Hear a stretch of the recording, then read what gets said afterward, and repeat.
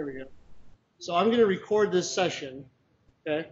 I'm going to put it up on YouTube. We have a YouTube channel. I'll talk about that a little bit later on. But again, the goal is to kind of, as a group, this is not me talking at you or to you. This is us talking together about what we want to do and what we want to accomplish as a community group, as a user group, as a whatever we call ourselves group, and so on, okay?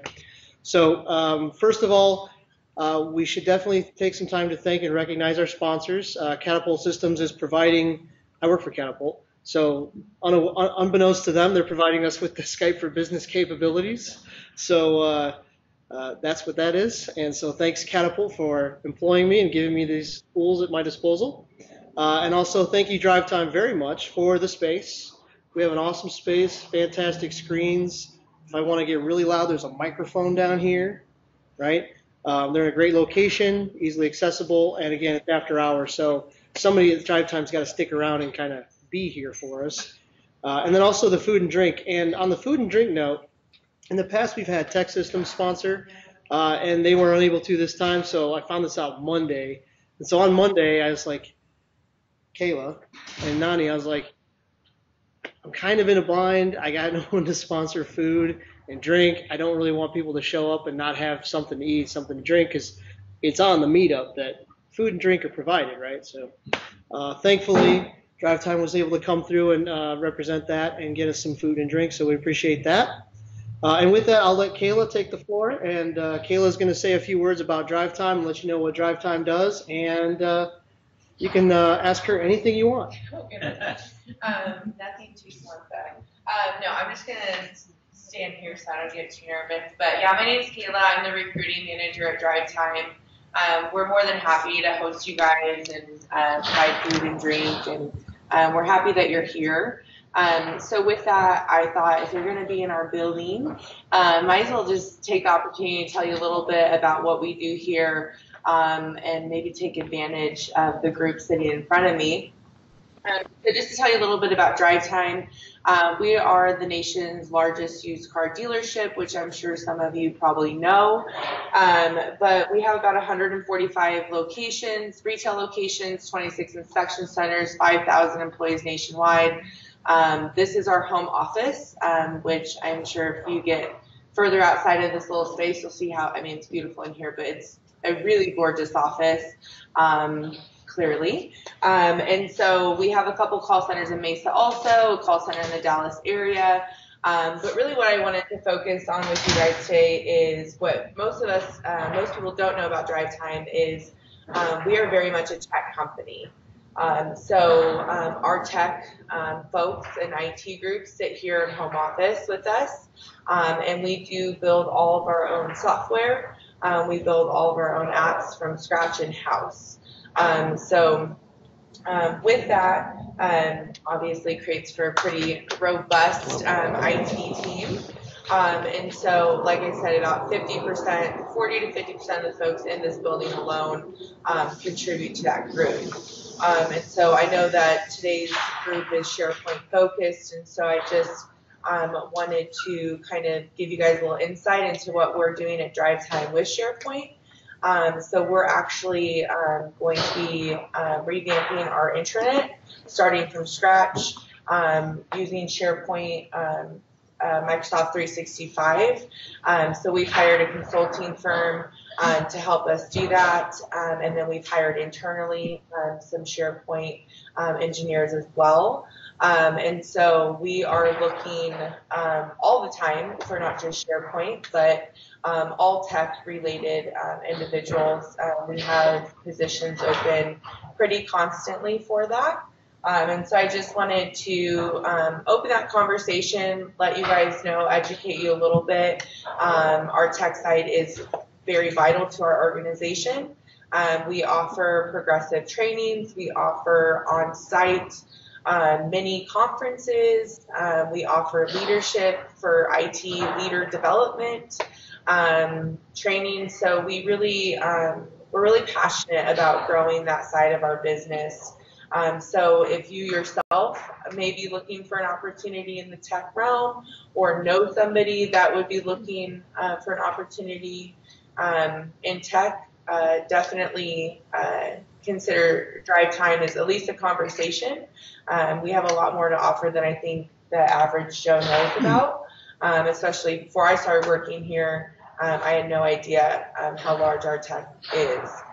So yeah, I just want to take a few seconds of your time, nothing too crazy or anything. I'll let you get back to your business. Yeah, hit me. I did. I saw a SharePoint position in drive time, kind of SharePoint related. Yeah. Almost, yeah. I was actually thinking, are they all full? Have they been full? So we had one open. We did fill it. That being said, once the consulting group is kind of done doing their thing with the architecture, we will need a group to maintain it moving forward. So we do foresee some openings in the next, I'd say probably 6 months coming up for that. So yeah, keep your eye out. And I should get, I don't have business cards, unfortunately. They're I was going to ask you about that. back ordered. If somebody had a question about a job, would they reach out to you? Yeah, you guys can reach out to me directly. I am not overseeing IT right now, but I have a recruiter that's IT focused. And so you can always reach out to me directly. And Eric can share my information with you as well. So if you ever have any questions, go for it. Where do you post your opportunities at? So we're pretty much anywhere. We're on Indeed, LinkedIn, Career Builder, pretty much anywhere. But you can go to drivetime.com and under our careers page, and we always have everything posted there. You would want to look under home office, just because that's where you'll find all your tech roles. I think I got mine on LinkedIn jobs. Yeah, LinkedIn, Here's 20 jobs that you we post a lot of our tech on LinkedIn. As I'm sure you guys know, it can be a challenge finding these skill sets. And so I don't think as Drive Time we've utilized you guys as a group, our groups. We have SQL groups come in. We have all types of groups come in for this. So I'm going to start popping in and being a little more regular. You'll start seeing me a little more just to kind of build, you guys are building a community and we want to be a part of that in the tech space. So if you need anything, you can get my information from Eric and reach out to me directly. Yep, I've made a note to share that info. So I'll check with you on that separately, but I'll be able to get you the info, and that's part of what we're going to talk about today too, is how to do that. How should we communicate and collaborate and share information like that? So you're a Microsoft house for the most part? Yes. .net? Yeah. Cool. So, anything else? No, that's Anything it. else for Kayla? Awesome, guys. You guys are letting her off easy. I know, seriously, I was sweating this. But enjoy the pizza. Have a great night, and I'll see you guys next month. Thank you very much. All right, awesome. Thanks, guys. Thank you. Thank you. All right. And I do need to check occasionally online for questions. So for those of you attending online, thank you for jumping on. Again, we are recording this. We'll post this up to YouTube soon. And if you have any questions, feel free to throw those out there in the chat window, and we'll get to those as we can. So, again, today's meeting, fairly informal, not a major agenda. Super cool mugshot of me from SharePoint Saturday, LA 2017, I think. And David, that is a picture you are cropped out of. I apologize. But this is my name and contact info. If you'd like to get a hold of me, please do. Another way to connect, let me do a little poll in the room. How many of you knew about the group from Meetup? Meetup. Most everybody from Meetup. How many of you knew about the group from LinkedIn? One-ish, right? You were on Meetup before we did the thing on LinkedIn, so Meetup is winning the battle there. So we're trying to figure out long-term how we register, attend, communicate. Meetup's one platform. It does certain things well and others not. LinkedIn is another one. But if you're interested in connecting, and I learned this at a conference I went to recently, if you're not aware, if you pull up the LinkedIn app on your phone, you can actually pull up your QR code on LinkedIn and have another user scan it to send you a connect invite. So you don't actually have to go look somebody up on LinkedIn on the computer. You can just, while you're at a conference meeting hundreds of people, scan everybody, which can get out of hand, I suppose. But if you'd like to connect with me or talk to me or message me or whatever, please send me an email, eastgags@outlook.com. Okay, I check that email far too frequently. But reach out. If you have a question, if you want to speak, if you have a topic idea, whatever the case may be, don't feel like you're bugging me, sending me an email. Okay. Part of facilitating this group is organizing the information and calling Kayla and saying, can you get us food? And do you have the space available and all that stuff? So that's my role in this.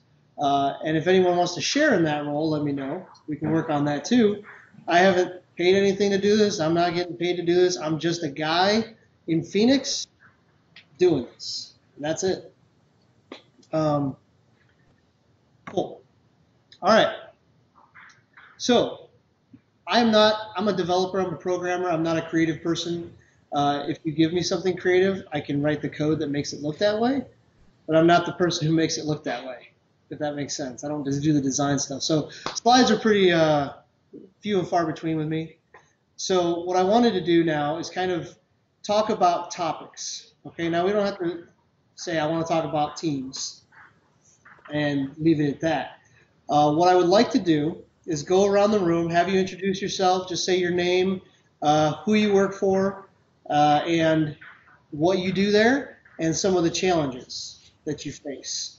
Or if you're not faced with any challenges, some of the things you're trying to figure out or do or what have you. Okay? Now, if you don't want to participate, you don't have to.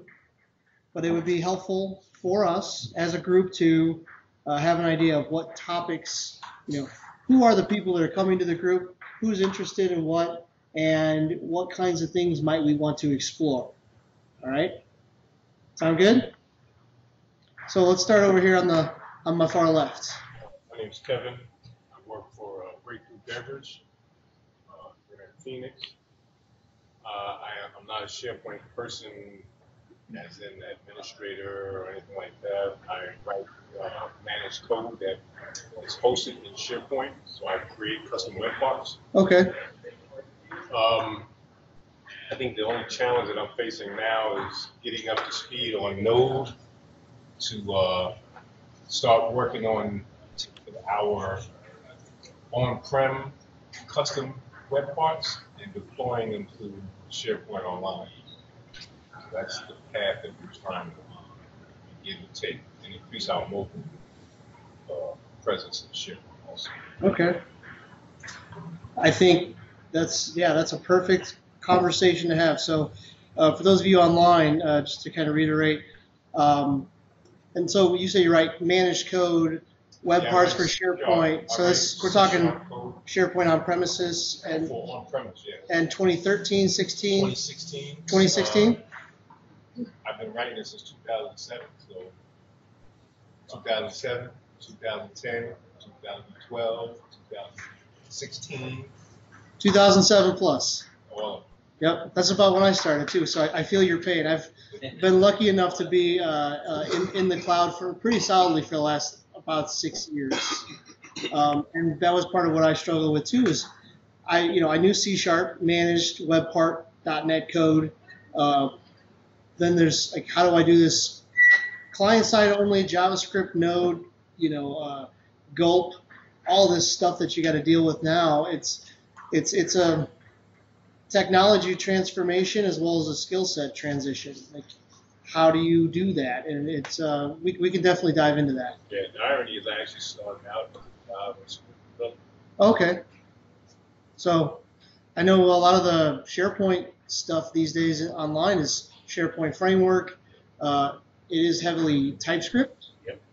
Which transpiles to JavaScript. And but yeah, there's such a specific kind of formula way you have to do things, but it's good for in a lot of ways too.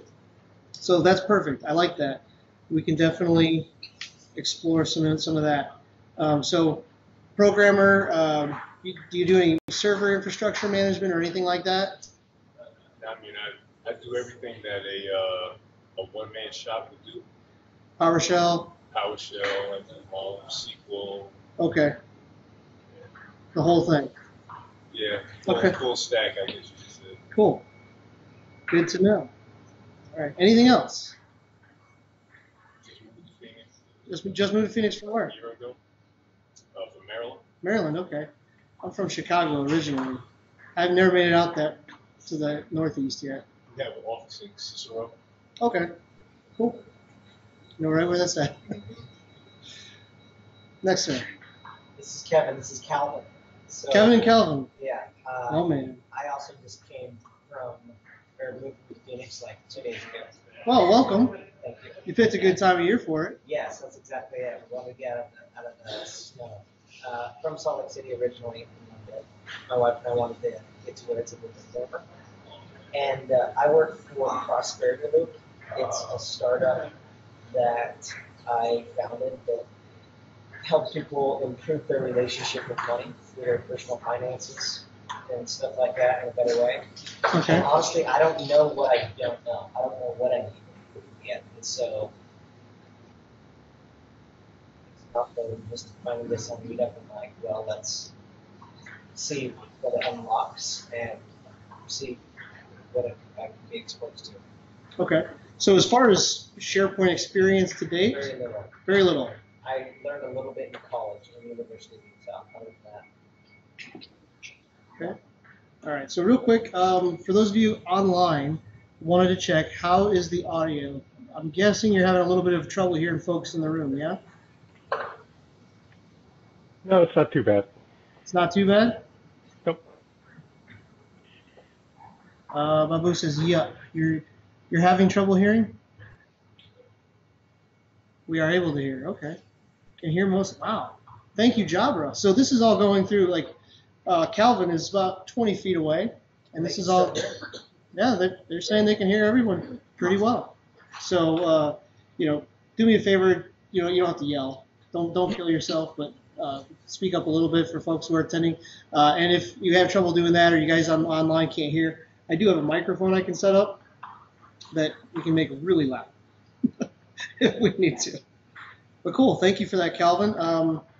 So nothing real specific from you at this point. So I would just say, as we progress, think about, you as hopefully, if we do what we do well, and usually when people work together, these things happen. You have those light bulb moments. Ideas pop into your head. Let me know. I am maintaining a list of ideas that I'd like to keep maintaining and have that continually grow. Build up a backlog of sorts. Okay?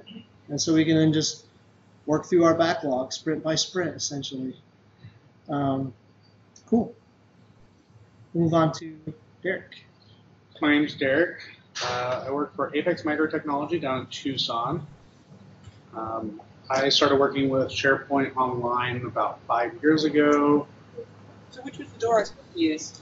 Oh, it's this one. I usually The one I didn't try. I usually mostly close it because the airplanes going overhead. They get pretty crazy I think they're loud. locked still. Just slide it out. Oh, It'll go out. okay. Yep. Because yeah, the secret group meets here, and we usually go through that one. They just like to make it confusing. It's not even nice. You guys just got walking back and forth. Well, welcome. Sorry to take you where you're eating. No, you're fine. There is pizza and there's drinks in the bin there, and you're welcome to help yourself and just make yourself at home. I don't have a formal sign, and we'll do that later. Okay. All right. So Derek, go All ahead. right, yeah, SharePoint Online 5 years ago. No SharePoint experience prior to that. Right now, I'm diving deep into Power Apps so that we can start converting some more info platforms to it. Power Apps. So there's a topic, right? And along with Power Apps, we have Flow, Flow. Power which Apps I am getting very good at. and Flow. And if you do enough of them, you can become very powerful. Bad joke. It just came to me though. So welcome, Derek, and again, thank you for coming up from Tucson, specifically to visit our humble group. Jump back to David. David Kavicka. I started with SharePoint 2003. I started doing SharePoint now for over 13 years. I'm not a developer.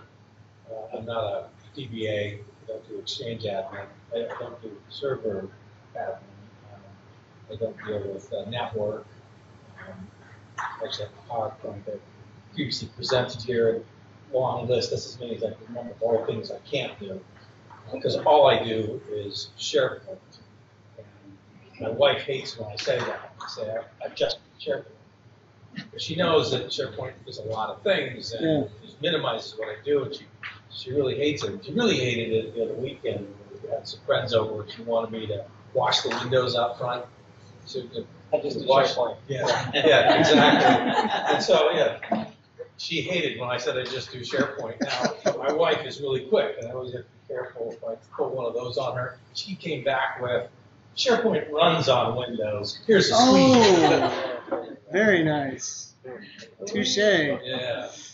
Out of luck on that one. So I told that joke at my job interview back in October. Just started a new job at Health Services Advisory Group, HSAG, much smaller company than Dignity Health. Dignity Health had 60,000 people. I was there for 2 years. HSAG has 600 people on the online SharePoint admin. I don't consider myself an admin. I'm more the business guy that can meet with users, talk about what they're trying to automate, the documents they're trying to organize, the processes they're trying to track, and use just the out-of-the-box stuff to meet those needs. And I've been pretty successful at that. And now faced with the challenge of all these changes that are happening. We're not currently using modern views or modern sites. We haven't started using Flow or Power Apps. And so the big topic I have in mind for something that we could talk about in lots of different forms is how does a company make the move to all the modern stuff? And how about the hybrid model of still using some of the classic pages, classic views, and deal with that transition? Perfect. Modern transition. In the past few months, David Warner and I, David's online, he's been spearheading our modern transformation kind of endeavors, right? But we've done a lot of work on, there are all these modern experiences out there. What are they? Why do they exist? What are their strengths, weaknesses, limitations, etc.? And then a lot of the conversations we're having with our customers now who are on Fuse Classic as we call it, because it's for the classic experience. How do we transition them to Fuse Modern? Because we can, with the modern experiences and the advancements in the SharePoint framework, we can build much cooler things, much more flexible and configurable things than we could with Classic. Like, it's one of those things where I've been doing Fuse for about 4 years now, and I'm constantly saying to my boss and other people I work with, like, I can't wait till everyone's off Fuse Classic, because Fuse isn't the problem. It's just that there are limitations that go along with SharePoint Classic experiences that are, if we focus on full modern as programmers and people who want to provide features that are configurable, it's a lot easier to do so. There are still native limitations, of modern. So that's something that we could talk about too. Limitation. Yes. That's the problem. Yes. Especially if you're using publishing with Classic. Yep. Publishing, There's there's no publishing. It's easier to see. Modern is like blown up, too big on the screen. I don't know. Yep. There are use cases for Classic with publishing and content management and so on. A good way to think about it, in my opinion, is what was SharePoint originally created for? Was for sharing documents on a website, sharing documents online, a glorified file share, right? Which some companies still use it for, as a glorified file share.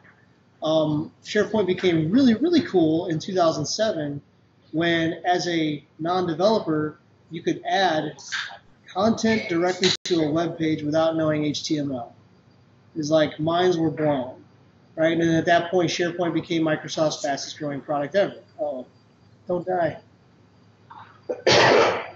My monitors, the projectors may die. We'll see. Let's try to do this. Unshare and reshare.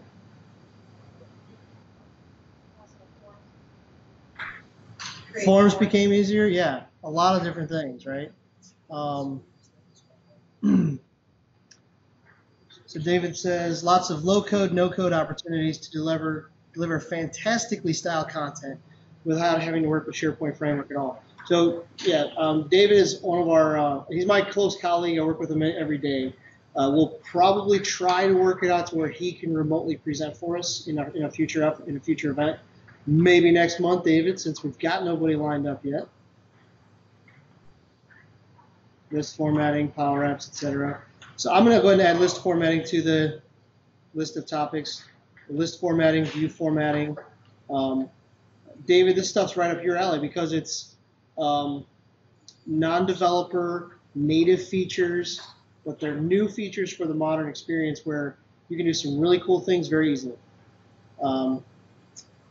View formatting. Cool. So when I look at some of the things that I do out of the box, I use the query string filter, web filter, and do some nice things on pages. And there isn't the equivalent. You can't pass filters and values into list views on a page yet. And custom workflows too are still not. Some of the things I do in 13 custom workflows, and even 10 still. You can't do on modern. You can't do modern flow. Yep. There are definitely some limitations. And so Microsoft talks about how they're rapidly releasing new features, and I see that stuff come through weekly. At what point are those features that I'm missing? When is that stuff going to show up? Just that whole topic of how to prepare for the roadmap. Yeah, so the roadmap site, right? Yep. Come up with a strategy. So there are a few different things you can keep an eye on to become aware of what's done, what's coming, what was going to happen, and they canceled, kind of changed their mind on, because that happens too. We'll talk about that. Let's move on to, it was Walter? Yeah, Walter Rubenberg. I live in Phoenix. Been in IT for 20 years, with Microsoft products probably 10, 15 years. And full-time working for my own consulting the last 5 years. So I just go around. I've had a couple of custom projects that I've been working on, which has expanded kind of my span of skills. So I primarily do SharePoint. That's where I start intranets. I automate processes through a lot of workflow in the old Designer 2010, 2013 workflows. But as part of even that, I've had to dabble into flows or flow, kind of new because it actually had capabilities that I really needed that the old workflow designer couldn't do. So I've had some interesting challenges with the client I'm with, the past year. They kind of flip houses. So they buy houses, they go through the whole process. There's a lot of content and tracking going on the closing, and then the rehab of the whole property, and creating automated like project plans that go along with each property. Cool. And then they sell it again. So as part of that, I've deployed some third-party form tools on sale if people use those. They've been very powerful to me, and so maybe throw on there third-party add-ons that people like, and then there's one other about document merge. It's let me put into a PDF a whole list of like sub-line items, like convert one header list with a line item list and merge that into like an invoice. So that's pretty cool stuff that I thought I found and got working. But besides SharePoint, I run business intelligence projects, Power BI stuff. Okay. Cool. And I'm also starting with Power Apps, kind of, for them to submit expenses in that whole process or something, scanning invoices, let it be saved to SharePoint. That alone, you think is easy. with Power Apps and then sending it to SharePoint. But there's some good videos on it out there that will tell you how to do it. But yeah, it opens up all of a sudden a floodgate of Power Apps and flow combinations. The one thing that I have been battling for the last 3 weeks is performance. So Performance. The environment literally just grinded to a halt. Is this for SharePoint performance? Online, yeah. SharePoint Online? Okay. It's been grinding to a halt. Forms are not rendering for like, you know, if you track it, there's like a 40 to 60 second wait of, you know, dark box magic. Yeah, does Microsoft know what they got themselves into? Right? And I must admit, I am pushing the boundaries on this client. Well, we've had I got one list I had to submit today because I had constant conversations. It's 350 columns wide. So that is really giving me some reminders about the limits of SharePoint. Yep. And then the complexities within that, if you have calculating columns, choice columns, you know, and then on top of that, some workflows. But then also the 5,000 list item, Throttling, around that, you know, I've had to do as well. So I have to be pretty creative doing that. But even today, with Power Apps going against that particular list, it tells you that it exceeded the number of lookup columns. And you know, once you start researching that, so there is a limit of columns. I'm going to put on there best practices for performance management. Yeah. We've had to do a lot of that as well for Fuse, because we have a customer who's on SharePoint. They say, Fuse looks cool, I want. So we say, here you go. And then as we work with them to build out some content, their pages get slower and slower and slower. And then it's, well, it's Fuse's fault because you did Fuse. Yeah. Before Fuse, fine. Now Fuse, bad. And, you know, we have to fight that battle and have that conversation like, well, your pictures are huge. Or you've got 34 web parts on a page. Or why are you still using 18 content queries that are spanning multiple site collections and all this stuff, right? Yeah. So we've actually spent a lot of time putting together a document called Best Practices for Performance Management in SharePoint Online that we then use to talk to our customers and have a conversation on. So that's something that we can look at and talk through. Yeah. And then the other thing I just wanted to throw out that I don't know, you know, just in general, you know, what I love about Microsoft, other than, you know, they, even during my project, sometimes they do come out with new functionality that actually is right in my wheelhouse of the stuff I'm looking to solve. So sometimes that's a perfect alignment. But, you know, I've had capability of like just throwing out customer portals. You know, there's so much, this whole system runs on free licenses where the contractors and the realtors that are aligned with this business are actually taking full advantage of my system. And so it's very expandable in that sense. And because that was the one thing I was nervous about, to say to what extent do they let external users interact and deal with it. But I've yet to run into actually a limitation for external users once they register. And you know, you can, you know, you have full security capabilities for them. You can put them in groups. That's an interesting topic, yeah. So so that I'm just basically impressed with, because for a lot of customers, even Power Apps, that's still a licensed tool.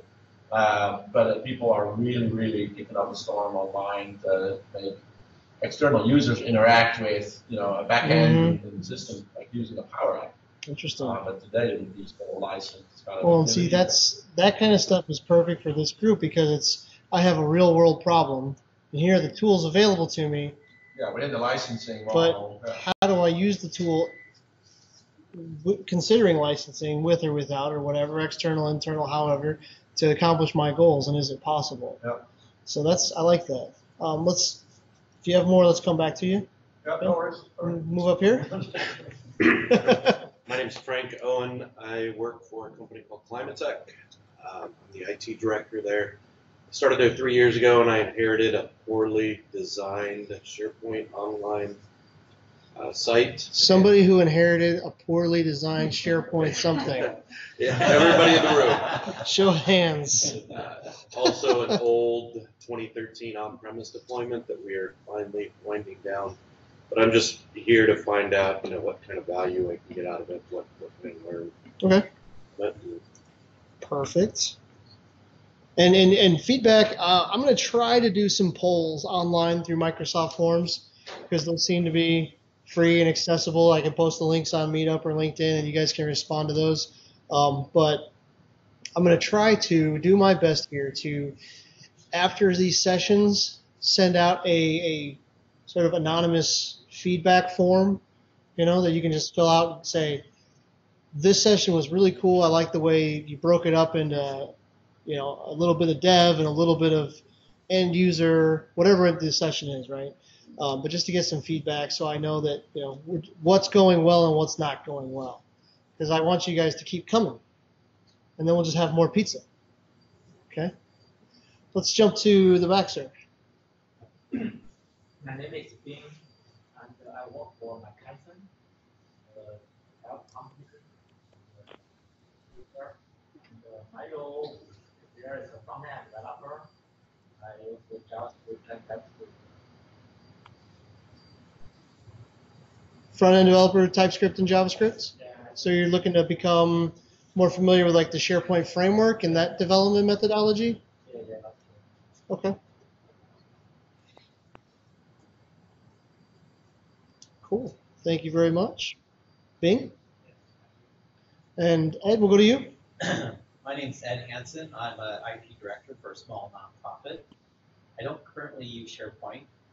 I've been wrestling with the idea that maybe I should be using it.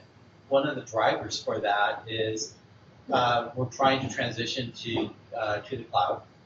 And what does it look like to forklift a file server that we kind of live and die by and use like basically department shares? What does it look like to put that in the cloud and what format is that best suited for? I've kind of talked to some SharePoint people at conferences and about that idea. Basically, they say you don't want to just take a file server and forklift it into SharePoint. It's totally different kind of document management methodology. Okay. So I'm still kind of wondering and trying to figure out what is the solution to do that.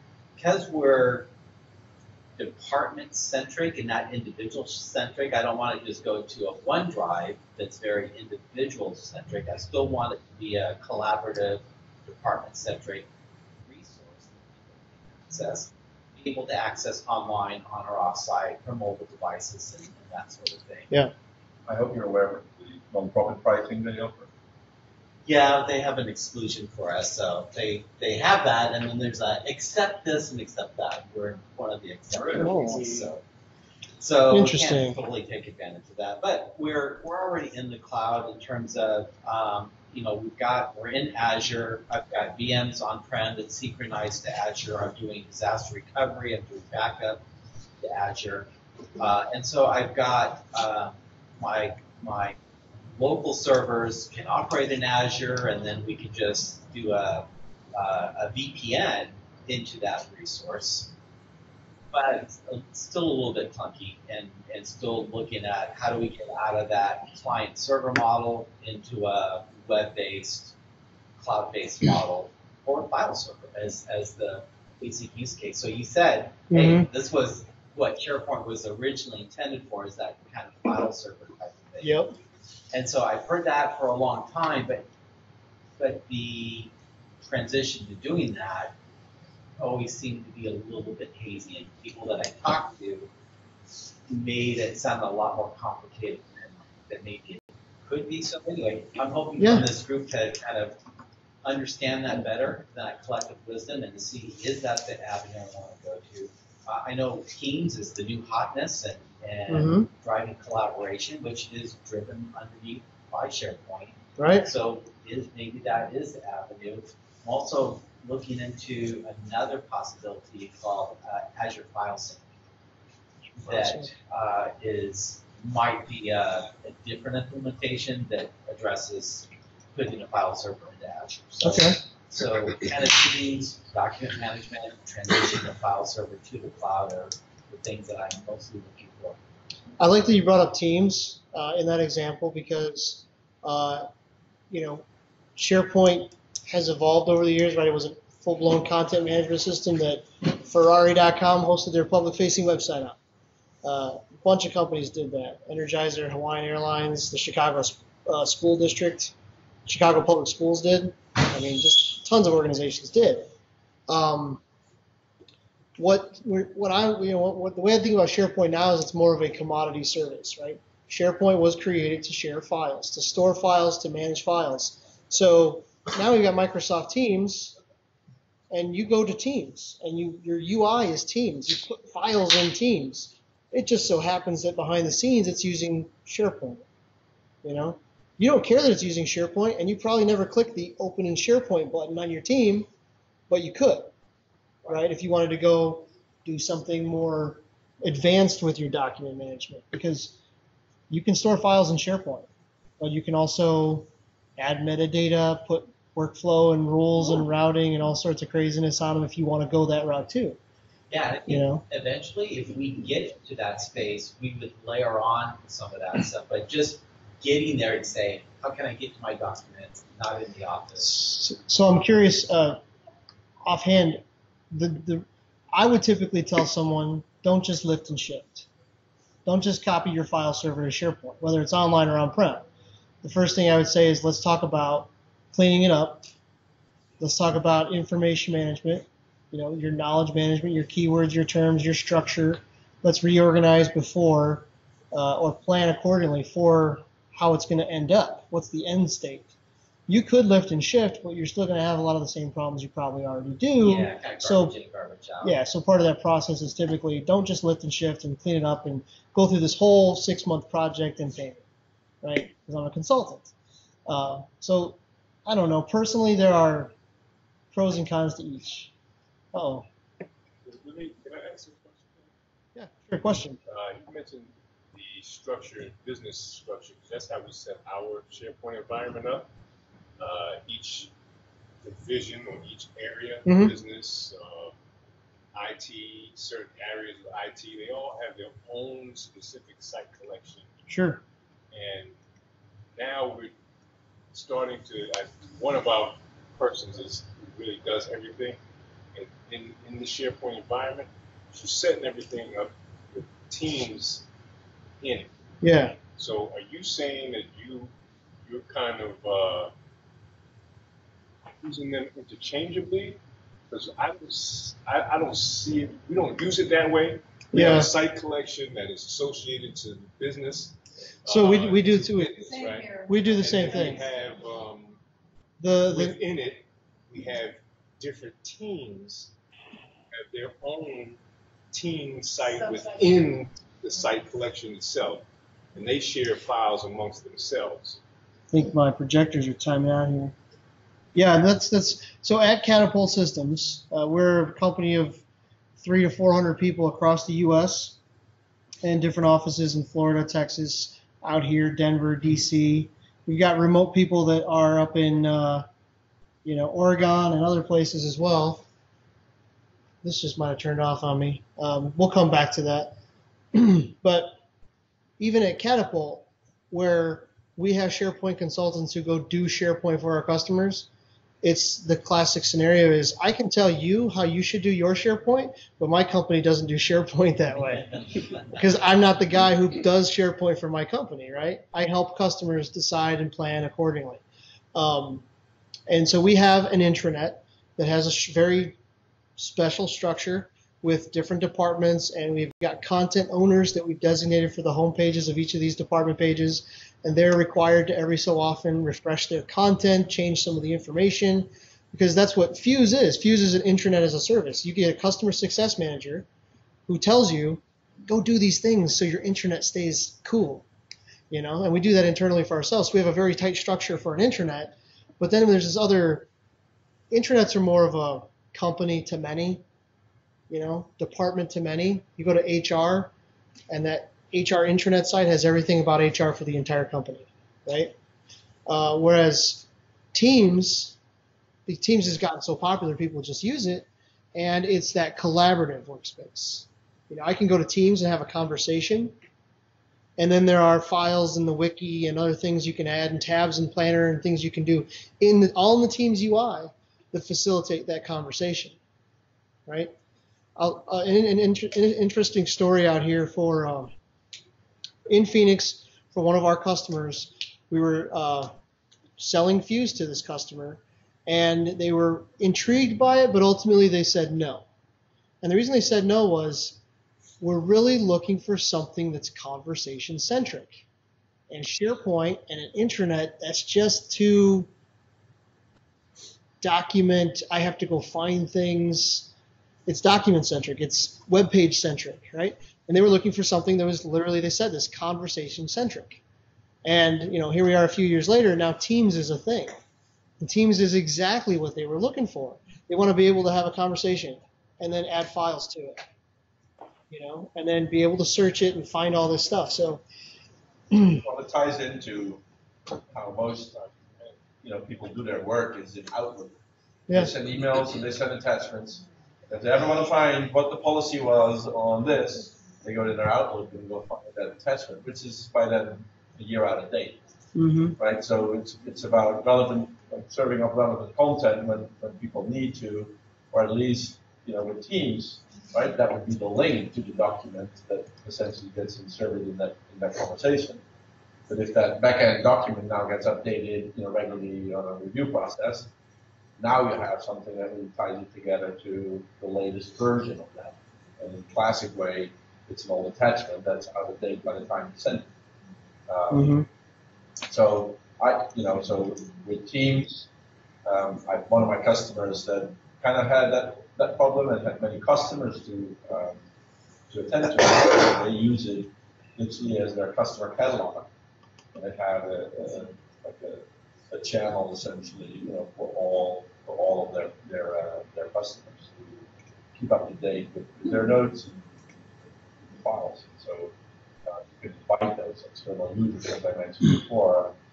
Heavy into that, you can actually start inviting those to the Teams portion. So in Norway, you really need to think about your business in terms of what is my customer groups. It's not just internal content, but it's also content that leaves the organization and gets sent and shared. And what are the rules for that? Because everybody just emails out whatever they want. But if that's sensitive, or you feel that certain pieces are sensitive, then SharePoint would be much better. Cool. Thank you. It's a good conversation. So I'm kind of in the mindset right now that I would probably have to leave our half a terabyte of file servers like kind of where it's at. Yep. Deploy Teams, let that grow organically, Yep. and the things that they need in that mobile cloud base, they move over as they need it. Yeah. But that way, it's kind of driven by, here's what we're doing moving forward. File servers, latency stuff, it's still there if you need it, but then it's maybe a way of going into it, because organizations kind of like everyone does their own thing. Well, and if you I don't see them conforming to it. Here's the document structure that you want and the tags you want to use. They're not going to go for that. Right. If you say, hey guys, new tool, you guys should use this, they're going to be like, no, we're good. But if you just say, this is an option for you and see how it goes, and you find some people, you're going to find some people. Teams just grows on its own. I mean, everywhere we've seen it, and I think they're making some advancements with external users as well in Teams coming soon. There's some new things. They're always doing new things to Teams. It's really cool stuff. It kind of wreaks havoc a little bit because every kind of group becomes an exchange group, and every team becomes a site. Okay, so I'm going to add governance to the list. Yeah. Yeah. So and there was somebody in the chat box that said you may want to check that. There's a comment on the chat box earlier that somebody did kind of migration. So. We're going to come back to the questions in the chat. I want to get through the rest of the folks in the room real quick. Topic of the governance and the best practices, so that it's like, okay, I'm going to turn you loose on this, and Microsoft's all for it. Hey, put it out there. Mm-hmm. But yeah, let's try to add some guardrails and to at least try to head in the same direction and have some corporate consistency. And guardrails can be helpful, right? But I'll tell you, at Catapult, we've got an internal system where we've got project documents we have to upload to a certain location. So you upload the document, and then there are like 20 required fields you have to fill out. So it's like, select the first thing in each list, and okay, done. I don't have time for that. Don't tell anybody. Let's go to you here. I'm Connie Fowler. I work for International Excursion, which I may refer to as ICE. So I want to make sure you knew which ICE I was talking about. So I am really not a SharePoint user. I've come to the user for for years when they were at interface because I want to do more with it. I did work with a company where we didn't use a lot of SharePoint in Wells Fargo. We don't use it as they did. It is a document management application for ICE, but I can't because I personally want to learn SharePoint and I have my own personal SharePoint subscription. And plus the focus on moving to areas like Power Apps. So one of the things that we do, I'm in the SQL Server world. So one of the things I'm doing is using Power Apps as a interface to allow users to input data into a table that some other developer is putting into a sys package to do some manipulation. So it's an interface for us. Now, I'm sure there's more things like flow, but that's what I'm here so I can start learning how this tool can work with us. And we have a new direction within the group to provide additional documentation for any documentation, how our packages work, how our procedures work. So one of the things that you were talking about first is perhaps the ability to use the document management system and then to be able to search kind of for change the code. I'm currently troubleshooting a problematic procedure. Once I have that figured out, how can I share my learnings with the team? Right now, we would just post a file to SharePoint, but how would somebody know what was inside that? So the ability to use it as the document management, to have the ability, I'm coming to the group so I can learn that. Plus, I did want to kind of co-op your group here, talking about topics and speaker. Because I'm involved with the SQL Server group, we have a training event coming up on May 4th at Chandler Community College called SQL Saturday. So it's a cool, you've had your SQL Saturday before with the one at ASU. That was a really good one at ASU. Thank you. Yeah. But So we tried again the next year, and we had not enough attendance. And we have like 500 people sign up and 300 actually show up. But we're actually still calling for speakers. I know you've got your call for speakers. I was going to present last year on Power Apps personally until I got into it and realized I didn't have enough material because I was learning it. And there is such a learning curve. It's familiar in some ways to some of the SSRs work, some of the other formatting things like that, but there is quite a difference. So if somebody would like to speak at Saturday, we are still accepting speakers, and I can provide that information through Meetup. Probably be the best way to get it to everybody. Yeah. Also, we are still having a call for pre-cons. We would have pre-con Friday before, and so these are paid sessions where people come and pay money to go to them. Our focus is SQL Server, but Power Apps, if anybody wants to present a presentation and be interested in doing a pre-con, we are still going through that selection process. And SQL Saturday is free to attend. It's free to attend. You do have some you said pre-con, so pre-conference workshops? Correct. They are on the Friday beforehand. Oh. And so we right now have one on Azure, we have one on Power BI. We haven't got with the other topic yet. Cool. And we haven't selected yet who we're going to have. If I'm interested in, you need a presenter, and then there's a fee, and then typically I think you split the fee, like half goes to the presenter and half goes to the Okay. But the idea is if you're presenting or just attending a single Saturday, it'll be at Chandler Gilbert Community College on May 4th. Cool. And then again, I'm subject to the May 4th. Here are tracks. So we have tracks that go with data analytics, there's tracks with database administration, there are tracks that will deal with performance tuning. So there are quite a variety of tracks, and we currently right now 40 weeks of each. So we have 8 tracks, and then the classes in our scheduled throughout the day. So you look at this schedule of 40 classes and figure out which ones are of interest to. Classes themselves are is a 15-minute presentation. It's a variety of topics that will often cover from beginning to advanced topics. I'm the person who would need to do one day of basic math and get some tricks and things like that. Some of the things that the community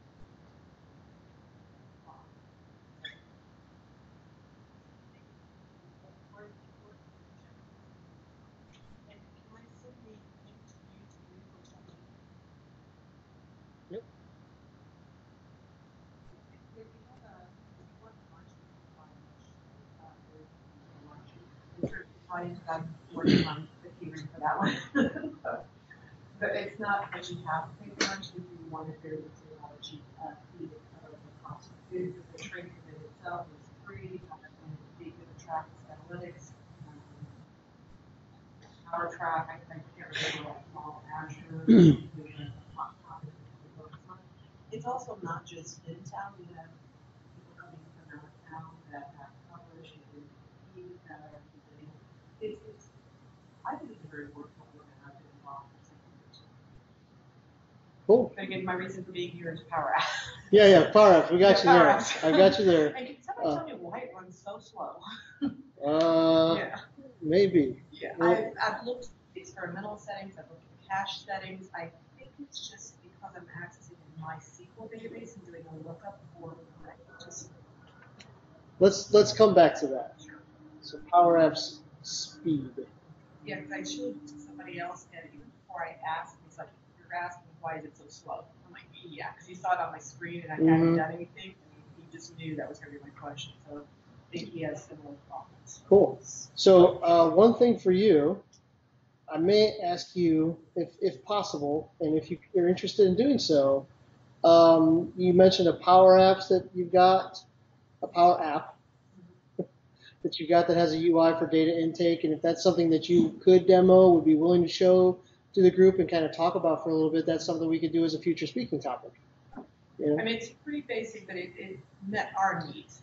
And then see, that's the thing though. Until we see it, we don't know, right? So that's kind of the idea. Is let's get some real world stuff happening. Doesn't matter if it's simple or complex. Let's put it out there so we can see it and experience it, and then that'll drive for future ideas and topics and everything else. So Benita, I'll have you go. Benita Power, tech support analyst at Arizona State University. I should be a SharePoint analyst or something like that. I do a mix of things. I do SharePoint mainly in the last 6 months. Again, ServiceNow and other work on other stuff, but project management, process improvement, process planning. So in the last, it's been kind of interesting because I've done SharePoint since probably 2003, 2002. I started at Intel, and I was just doing front end when they first started. They brought in SharePoint, and I'm the one who set up all the subsites. Your actions are being recorded on video. Please Or contact us. Should I not wave my arms around? They told us 8 o'clock. It used to be. I mean, we're being recorded, so everyone behave. They told us 8 o'clock. If that's changed, I feel my face getting red up here, but we'll just stand here till they kick us out. We'll be out by 8 like we agreed, and let's see what happens. So go ahead. Sorry. Anyway, I was doing subsites, setting up group subsites, etc. And then when I got to ASU, I was in purchasing construction for 3 years, and then one of the guys in another group started doing SharePoint process improvement for purchasing, and then he left, and I got pulled into that group for a lot less money, but still not at the income he was making 9 years ago. Anyway, so I'm looking anyway. I think. And you're planning on talking to Kayla, right? Well, that's why I was asking. Yeah. But I don't know what the jobs are paying. Well, but anyway, I can find out. Cool. So the biggest thing I've done, and just interestingly, is 6 years ago I took a completely manual process, which is called an annual request for qualifications, that they bring vendors in that are design and engineering groups, et cetera, in all different areas. And they would have to do everything manually, send it through the mail, et cetera. So I took it 100% online with SharePoint and saved tons of money, over $10,000 a year, just in mailing and, et cetera. You get to know all the ink costs, for copiers. So months ago, there's a couple top people that don't like SharePoint. They have, I don't know, they got this bad taste in their mouth years ago. And so they've downed it. So I'm like way down here because I do SharePoint. So they were going to get rid of it and not migrate anything. And then we had all these sites that I was the administrator of. And 6 months ago, I said, okay, we're going to remember everything's going away. You guys have another tool. You've been talking about another tool that you're going to, et cetera, et cetera. They brought consultants in. Nobody could do what SharePoint was doing. Or they were going to have to pay $100,000 for another tool they were going to have to bring in as an enterprise and try to tweak it. So they asked me 6 months ago now to migrate that tool and completely to O365 from 10 to online. And I just finished the project pretty much this past weekend. Although I had some issues with some columns all of a sudden corrupting. Your actions are being You can keep going. In one of my libraries, some of the columns all of a sudden corrupted. So we have a site, we have one top level site. We have a couple different top level sites, but this one site, we have it open to outside vendors. So the vendors we used to have OpenID attached to our SharePoint 2010 so that we could get external users to come in. So it was a third-party software, and it was a pain in the butt because the code would keep changing, and Google decided to change their email coding, and anyway, SharePoint Online has the external users you can open up, so all the vendors, it's working beautifully. All the outside vendors are coming in with Microsoft, and the only time we have an issue is if somebody doesn't set up a Microsoft account properly with their email that was shared to them, and then they mix their work email with their company one. So people are coming in and they're submitting all their submittals. I've got workflows set up. I've got options that they can select. And then all the vendors can individually upload. And then I have it set so they can't see each other's stuff because we don't want them to see each other's information. And then that goes to the back end. They go through, read the document, make sure everything's there, approve it. And then a workflow sends it over to another library that's very limited for all of the project managers that do all the buildings at ASU, all the remodeling and everything. And then they can do Excel pivot tables and queries in Excel to get exactly the vendors who have the experience, disciplines and experience levels across the whole format. We can get all kinds of reporting, everything from it. It's just working fabulous. Good. Very good. But we had some columns corrupt. I had to go off my vacation Thursday and Friday and rebuild an entire library because I was going to have to go to Microsoft for a ticket. Yeah. But then they take like 2 weeks and we couldn't wait because everybody was going in. So I ended up redoing a template off the original library and then reconfiguring the library. So I don't know why some columns would not go over in the line item and just totally corrupted. That's a good question. It was weird. I don't know if it's something we didn't notice at migration or. I've never had calls corruptly. Yeah, the information. But the one thing you brought up, and that kind of ties in maybe to what Kevin was saying, the ideal story is that you don't have duplicate content in SharePoint and to produce all that and everything else. Even the use of folders are heavily discussed topics and everything else. But I think my experience is that adoption is probably the number one thing that drives it all. So if people want to have document here, there, and everywhere, then I don't think that will be eliminated anytime soon. But if you have site collections, Kevin, then what the hard thing is basically getting to other site collections because it's at the top of the pyramid. But these workflows can actually share these documents and maybe route them around, or use Flow to kind of move them around if other people are interested in it as well. So if you tag a document with this is marketing and finance, and then it could potentially just spread out that kind of documentation. One of the things I was going to bring up in that kind of bothers me a little bit is I still have to use a 2010 workflow in my online to get the line item through a workflow to completely, I take my whole line item over to this other library. Yeah. And I looked in 13 and it doesn't have that option in 13, and Flow, it doesn't. Yeah, the copy function of the whole record. To do the whole record. Yeah. And you can only do 2010 because that's the one that can be kicked off when you create an item. So when it's created, 2010 is actually the only one that picks up on the new record. That's like such a fantastic feature. Why would not Microsoft put that into? I'm scared to death because I'm like, if they decide at some point, send me an email saying workflow will be terminated in the next year, then I'm just wondering. It's kind of a Y2K moment, I think.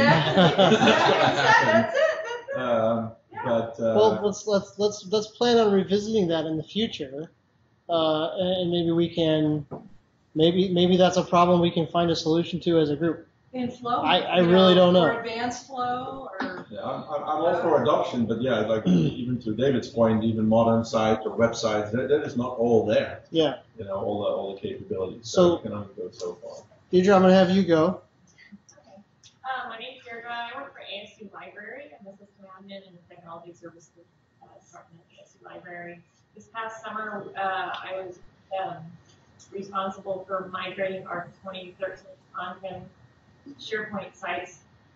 We actually had the benefit of having Catapult come out, and one of their consultants came out and helped us do that. He convinced us to set up team sites. So we set up all of our sites as team sites. And as soon as we got them all set up, ASU decided to support them. So we actually have a situation where we have all team sites, but we SharePoint sites, but we never go into Teams because they then purchased Slack. They decided on Slack. Oh, okay. Would you believe that? Yeah. I believe it, sure. It can't be easy. So we have about 40 team SharePoint sites, and we have a hub site that they're all attached to, which is working really nicely for us, but we're using it more for, document management. I'm having reception problems because people are used to 2013 and trying to get them to start using SharePoint. It's getting better. A lot more people are, getting familiar with it and how to use it. But what I'm really hoping to get from this group is just ideas for automating workflows. I'm hearing a lot, which is really exciting. The other thing that ASU, our main IT department, does not support is any third-party products. So we don't have Power Apps. We can get free. We don't have it as a university yet, so we can't really use it yet. They even shut down PowerShell on most of it unless we get special permission, which I just got to even use PowerShell now. Mm-hmm. So I'm using InfoPath with SharePoint Online for different things that I need. And for forums too, I'm just curious how people are doing custom forums without. I guess you all have PowerPaths. That's going to be the answer for the most part is Power Apps for forums, right? So we're just using the default SharePoint forms, which is really awful. But not awful, but they're fine. But we could do a lot more, I think, for automation. You know what? I wonder, is there a separate package that the group can buy that gets Power Apps? Did you find? Yeah, we can purchase our own. I wonder if we can purchase it separately. That might be an option, yeah. So you're using Slack as a front end? No, Slack is separate. It's totally separate. It's totally separate. All of our collaboration is in Slack, but we're using SharePoint for everything else. Because Microsoft does want to go to a flat infrastructure now. No more sub-sites. Yep, that's a big topic, but I've kind of already got past it at work, so I don't really think of it. The hub sites are a big topic. I'm going to throw a couple other ideas out here, topic ideas. So design and layout, because there are some things in the modern experiences in SharePoint Online that you need to be aware of. There's some white space that you have to deal with and be aware of and work with, and how can you design with that and around that and such. But yeah, hub sites is a good one. I'm going to scan these conversation here.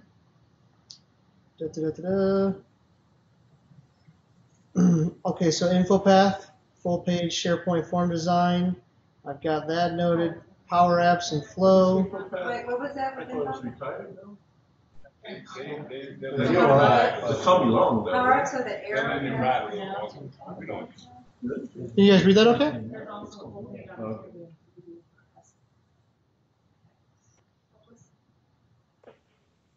Now to info path? Yeah, Power Apps are, if you want to build forms, you're going to use Power Apps, is what they're saying, for the modern, latest, greatest utilities. We still have a lot of info path forms too. So Power Apps, no-code forms tool is KWizCom Forms Pro. So that's one of those third-party tools. And if there's any interest in third-party tools, I can always try to solicit those folks for either demos or give me a trial free license that we can play with. I mean, hey, I run a user group that 20 to 30 people attend a month, and they'd love to see this. Can you either do a demo or let me do it? Also mentioned there's the 1 year free dev site, so people can create. Yeah, that was actually going to be a homework assignment. Free dev sites.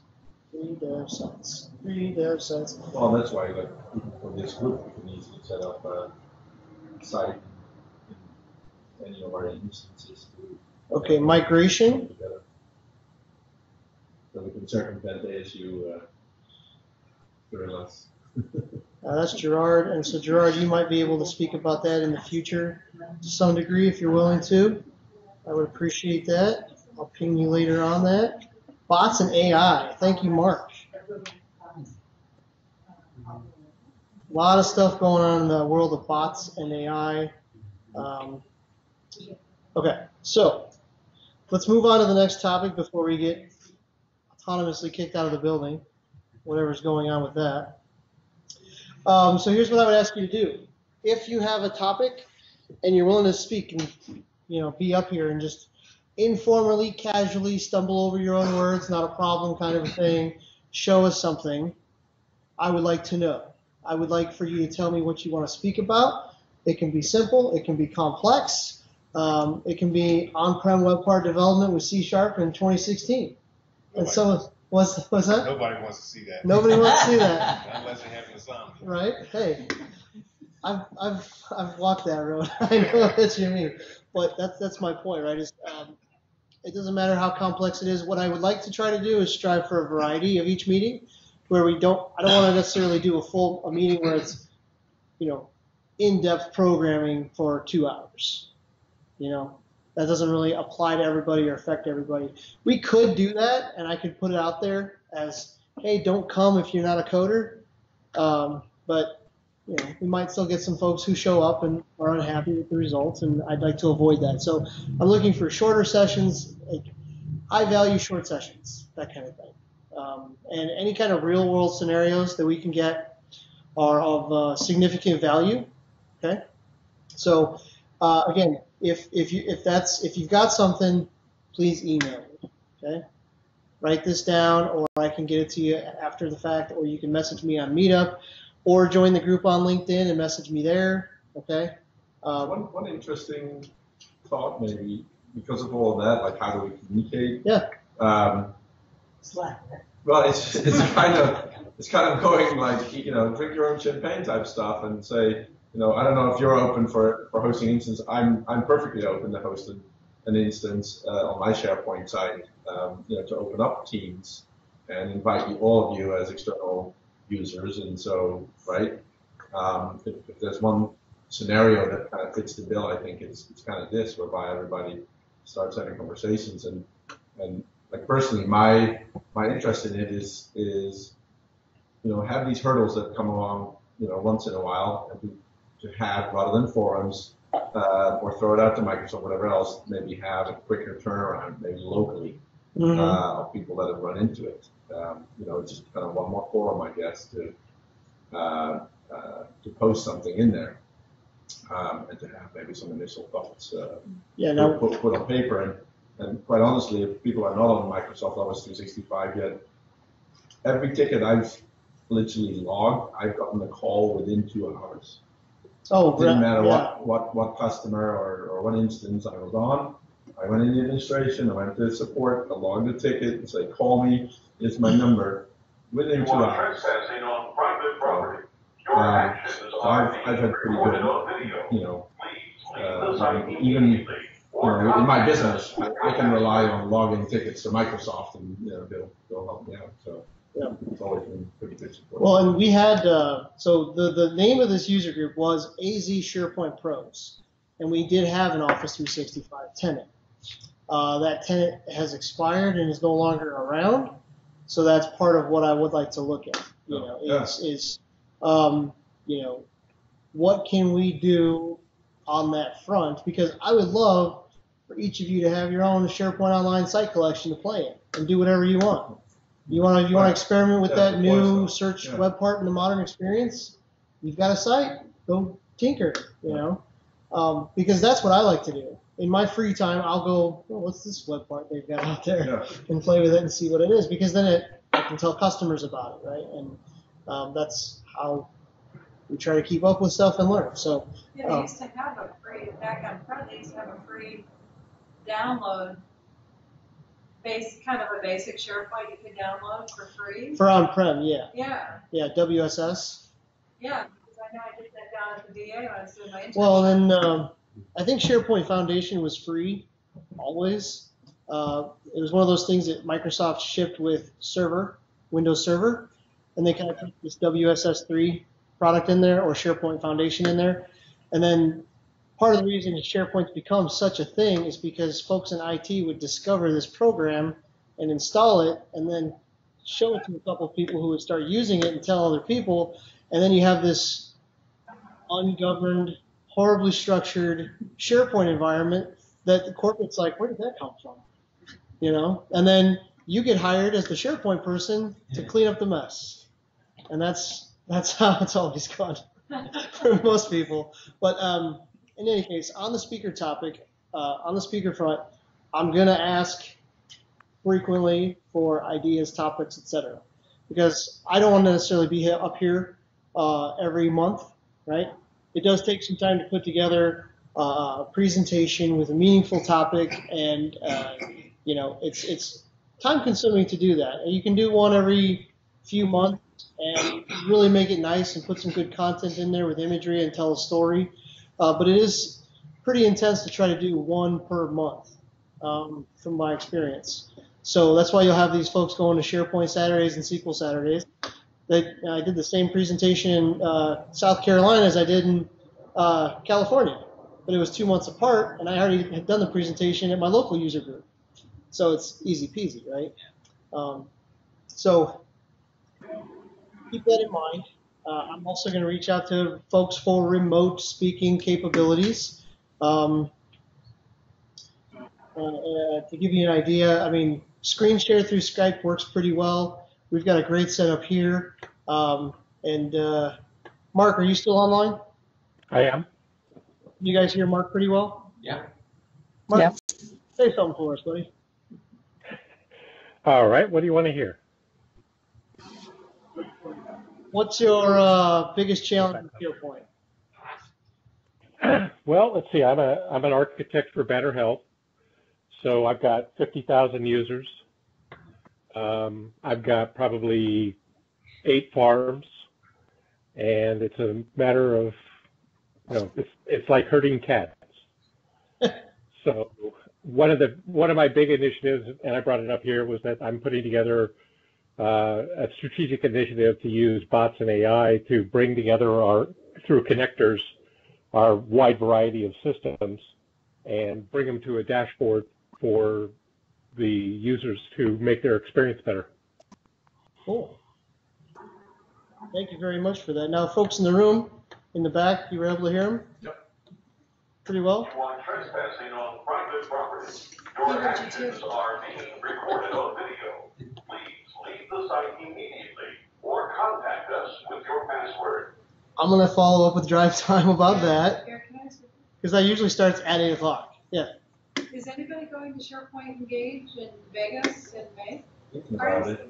Yeah, that was gonna be one of my questions for folks going to SharePoint conference in May. I'll be there. You're gonna be there? I'll be there. Yeah. I don't think I'm gonna be able to talk my work into paying for it.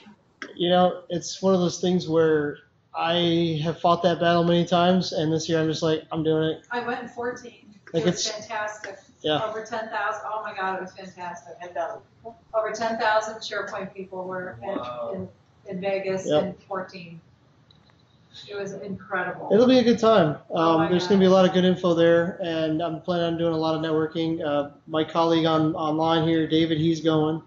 We're actually somehow staying at the same place while we're there, so we're going to probably do some collaboration on some stuff. He lives in California, and I live here. We work together every day, but we're never together in person. Like, you know, we just argue online all day. Just kidding, David. Are you doing any of the outside classes? No, I'm just going for the conference, just for the 3 days. I'm there for the week, but I'm just going to go for the 3 days. And there's some sessions I'm going to attend for sure, but I'm going to probably focus more on networking and have a serious list of issues I have that I want to get people's opinions on how to address, you know, things like that. So, okay, it is 7:25-ish. This is something I do want you to think about. A lot of user groups are rebranding themselves, okay?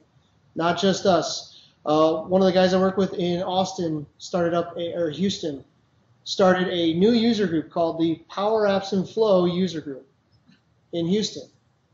So Power Apps and Flow are buddies. They go together, right? They're best friends, BFFs. Now, traditionally, we've had SharePoint user groups. When I moved out here in 2014, I started what I called the Office 365 user group. And attendance, you know, was okay. And then I found that there was already a SharePoint user group out here that had a history and attendance and all that, and that's who we are now, right? But I think it's reasonable to say we should consider rebranding to, you know, something else, because we're more than SharePoint. We are.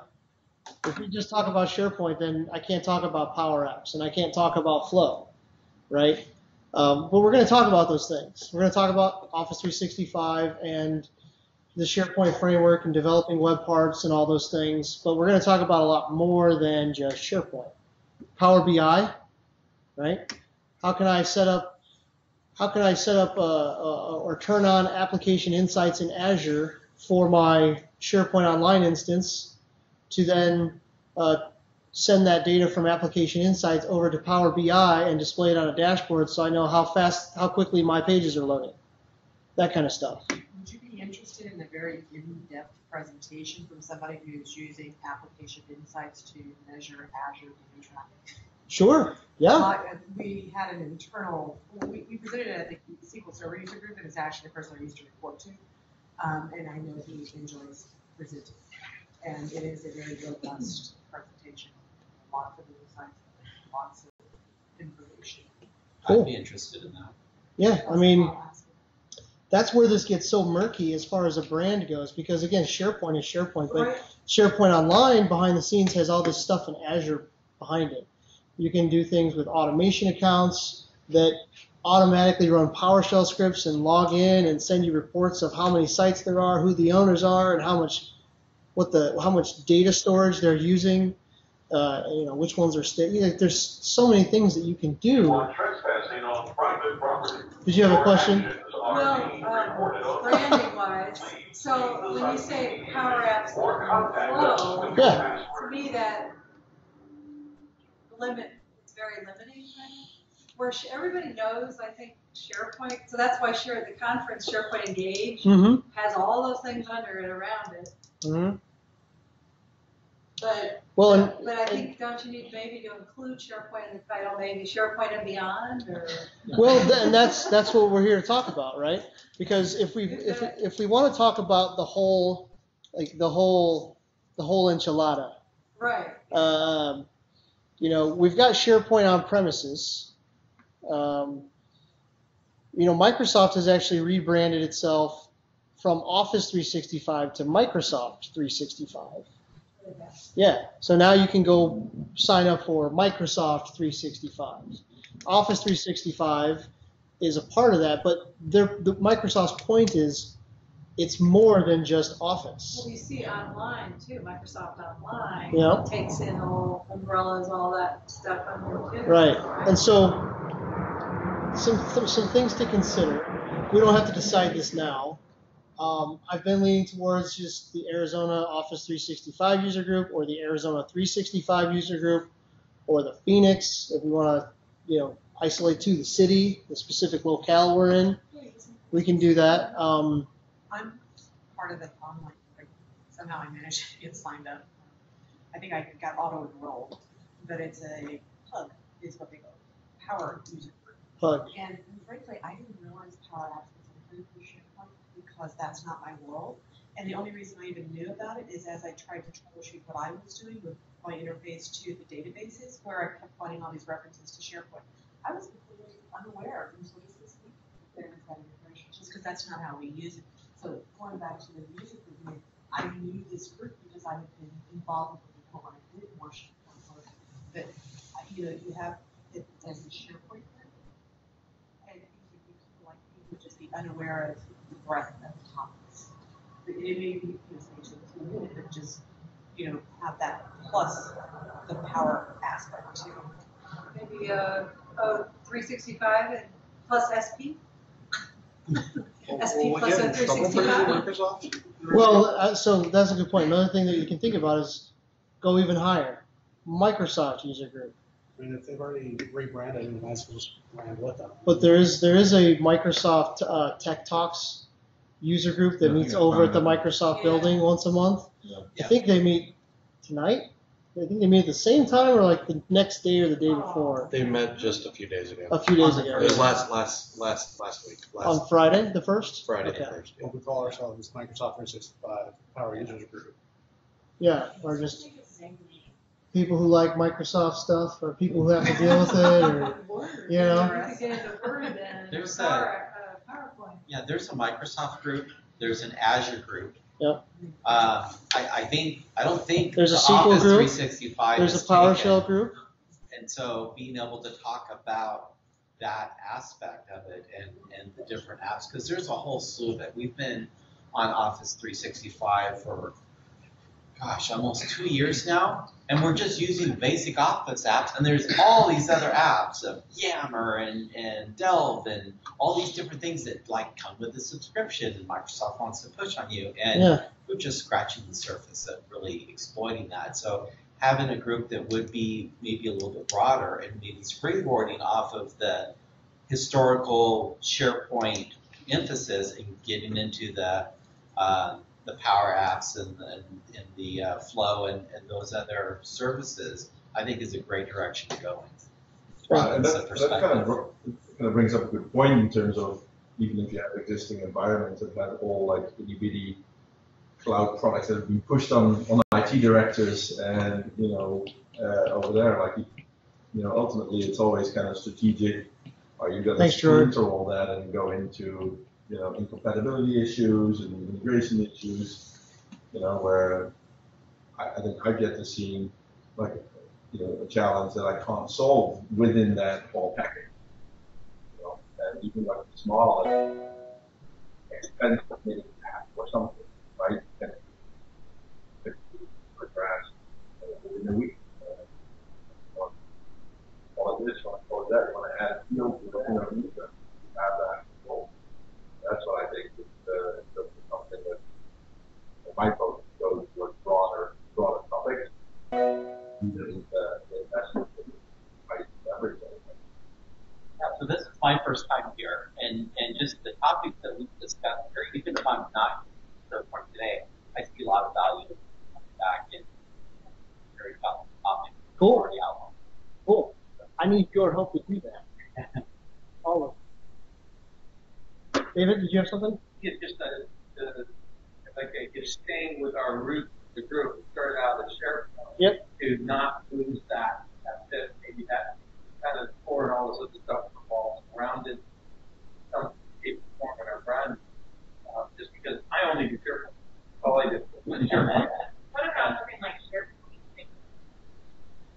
Well, and somebody online here too said digital workplace using, which is another term you're hearing all over the place. Digital workplace. How do I digital workplace and all these tools that help with that. Figures again?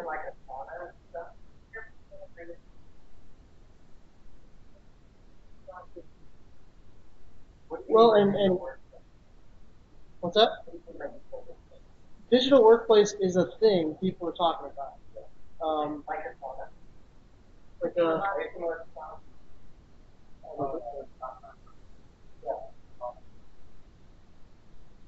I'm not. What are some tools?